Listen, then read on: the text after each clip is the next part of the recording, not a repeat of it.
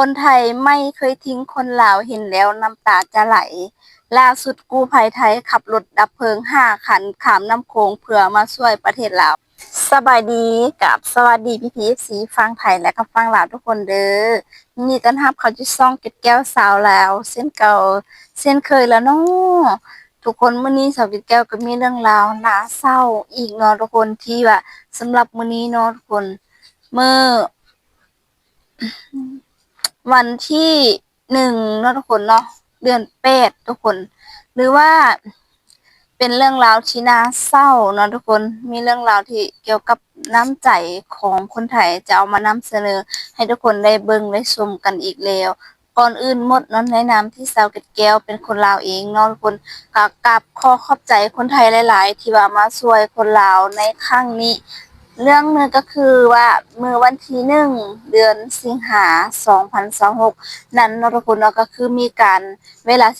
12:30 นาทีก็ได้เกิดเหตุไฟไหม้อยู่ที่ตลาดรักษาเมืองท่าแขกแขวงคำมวนอย่างรุนแรงกันเลยทุกคนแล้วก็เฮ็ดให้มีความเสียหายหนักหลายทุกคนเนาะท่านผู้ชมแล้วก็จะเหตุการณ์ที่ว่าได้มีการหน่วยกู้ภัยจากนครพนมฝั่งไทยเนาะท่านผู้ชมได้รถดับเพลิงทั้ง5 คันมาข้ามแม่น้ำโขงมาเพื่อที่จะมาดับไฟในครั้งนี้นะทุกคนเดี๋ยวไปเบิ่งบรรยากาศก่อนไฟไหม้กันเลยทุกคนเนาะว่าจะเป็นอะไรเดี๋ยวเราจงโอ้ลมกันใต้คลิปนู้นทุกคนเนาะภาพคนลาวที่เพิ่นได้เอาคลิปลงเนาะทุกคนคือแบบเป็นภาพที่ทุกคนคุมไฟได้แล้วเนาะทุกคน ได้ทางการจังหวัดนครพนมเข้ามาช่วยจึงสามารถคุมไฟนี้ได้เนาะทุกคนคือแบบเหตุการณ์นี้ทุกคนหุนแหงกันอีหลีเนาะทุกคนเสื้อสีเหลืองเนาะทุกคนหรือว่าเสื้ออันนั้นเนาะทุกคนน่าจะแม่นเป็นกู้ภัยเนาะทุกคน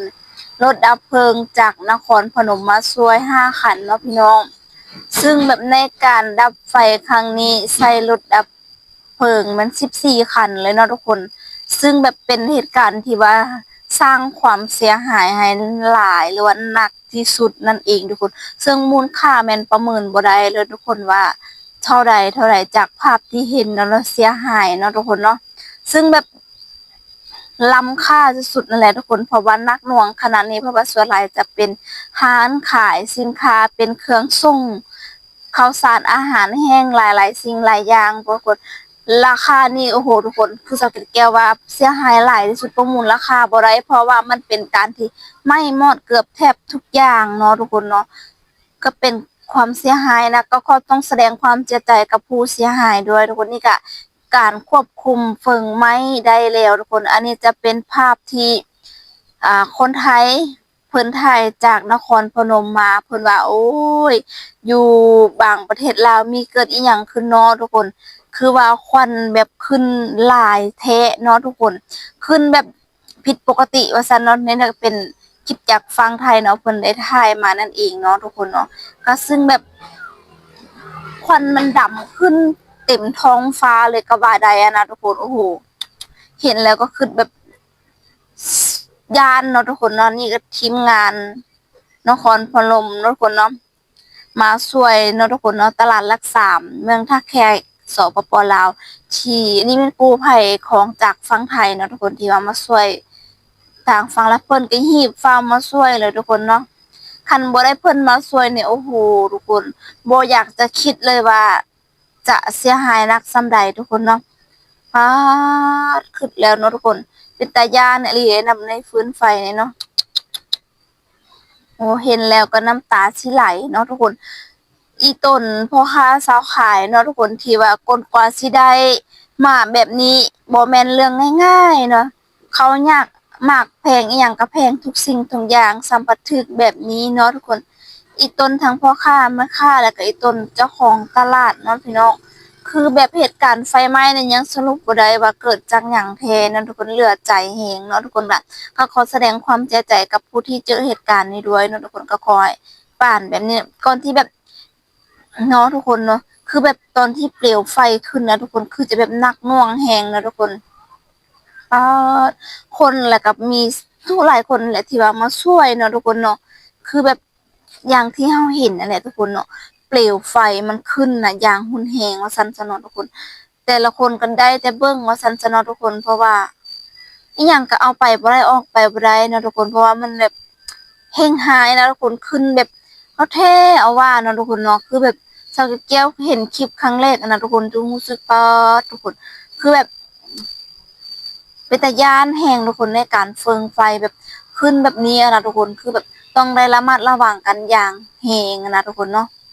ก็คืออย่างเส้นคืนนี้ทุกคนก็ขอบใจทางฝั่งไทยนะทุกคนกงไฟฝั่งไทยอีกครั้งเนาะทุกคนที่ว่ามาช่วยในครั้งนี้นั่นเองนะทุกคนก็คือแบบเป็นภาพที่นะ ขอบคุณหลายๆเนาะทุกคนซึ่งถ้าบ่มีกู้ภัยทางฝั่งไทยนี่ก็เหตุการณ์ไฟไหม้นี่ดับเพลิงนี่ก็จะบ่มีการแบบดับไวอีกเนาะทุกคนเพราะว่า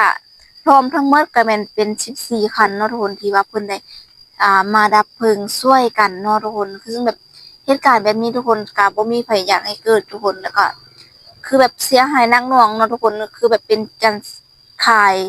สินค้าเนาะทุกคนที่แบบ ร้านขายส่งใหญ่ๆเลยก็ว่าได้นะทุกคนนะแล้วเครื่องของทุกอย่างทุกคนมูลค่านี่แม่นคือสาวเกดแก้วว่าทุกคนประเมินราคาบ่ได้ป๊าดติโทพี่น้องเบิ่งคลิปนี้ยามใดก็รู้สึกว่าน้ำตาสิไหลยามนั้นเนาะทุกคนคือแบบสงสารเพิ่นแฮงเนาะทุกคนก็มีรถดับเพลิงมาช่วยหลายคันเนาะทุกคนสำหรับรถดับเพลิงที่เข้ามาช่วย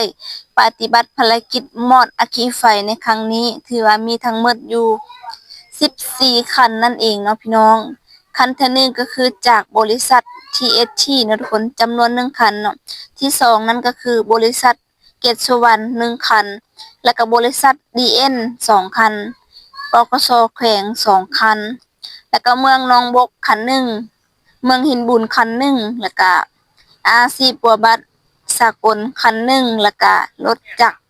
นครพนมเป็นของฝั่งไทยจำนวน5คันรวมทั้งหมดเป็น14คันพอดีเนาะพี่น้องขณะรถหลายคันสำนี้เนาะทุกคนคือรู้สึกว่ายังเสียหายหนักขนาดนั้นนะนำที่ว่าสาวเกดแก้วก็เป็นคนลาวเนาะพี่น้องก็ต้องขอแสดงความเสียใจต่อกับเจ้าของตลาดและก็ร้านค้าสาวขายพ่อค้าแม่ค้าทั้งหมดเนาะพี่น้องที่ว่าได้รับผลกระทบในครั้งนี้ด้วยเนาะทุกคนเนาะนี่ก็เป็นอีกสิ่งหนึ่งที่เฮาแบบรู้สึกแบบย้านที่สุดนั่นทุกคนเนาะบ่อยากให้แบบให้มันเกิดแต่มันก็เกิดจนได้เพราะฉะนั้นอยากให้ทุกคนเขาระมัดระวัง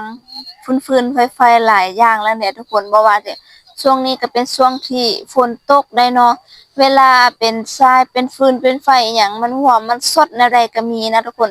เป็นตาย้านอีหลีทุกคนบ่อยากให้มันเกิดแต่ทุกคนแต่ก็มันก็เกิดไปแล้วเฮาก็จะพยายามระวังกันเนาะพี่น้องก็ฝากทุกคนเช็กเพื่อความปลอดภัยใส่ฟืนใส่ไฟเนาะทุกคนแต่ยังดีเนาะทุกคนที่ว่าอยู่ฝั่งไทยเพิ่นบ่ได้ใช้ไฟ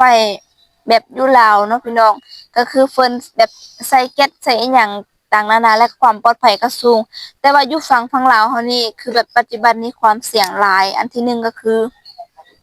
สายไฟนี่ทุกคนเนาะคืออันดับหนึ่งทุกคนเนาะไฟฟ้าลัดวงจรทุกคนเพราะว่าสายไฟมันบ่มีความมาตรฐานหรือว่าไฟแบบมันมะยุมะยะอะนะทุกคนเนาะอย่างที่คนทุกคนเห็นอยู่ที่บ้านเฮามันยังแบบดังไฟแบบใช้ฟืนกันอยู่เนาะทุกคนยังบ่ได้ใช้แก๊สหลายเทื่อเนาะทุกคน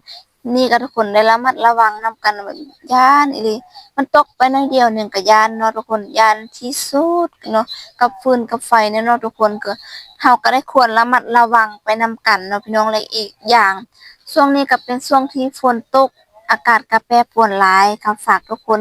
FC ทุกคนอย่าลืมรักษาสุขภาพกันแน่เด้อเนาะทุกคนฝนตกขึ้นเหนือลงใต้ก็อย่าลืมพกกันห่มเนาะทุกคนแล้วก็การเดินทางเนาะทุกคนค่อยไปค่อยมาเนาะทุกคนเพื่อความปลอดภัยนั่นเองเนาะทุกคนแล้วก็รักษาสุขภาพกันนะทุกคนเนาะคือแบบช่วงนี้เนาะอากาศแปรปรวนอีหลีเด้อทุกคนจะได้ฝนตกจะได้แดดออกนั่นเองเนาะทุกคนเนาะ เอาละเด้อเนาะทุกคนคลิปวิดีโอนี้สาวเกดแก้วก็จะได้ขอตัวลาจบคลิปวิดีโอเพียงเท่านี้นั่นเองเนาะทุกคนแล้วก็ฝากพี่ๆ FC ทุกคนเป็นกำลังใจให้กับสาวเกดแก้วด้วยแล้วก็ฝากกดไลค์กดแชร์เส้นเก่าเนาะทุกคนเนาะเลยอยากพี่ๆคนใดอยากให้สาวเกดแก้วเฮ็ดคลิปวิดีโอหยังก็สามารถโอ้ร่วมใต้คอมเมนต์นี้ได้สำหรับคลิปนี้ทุกคนขอบใจ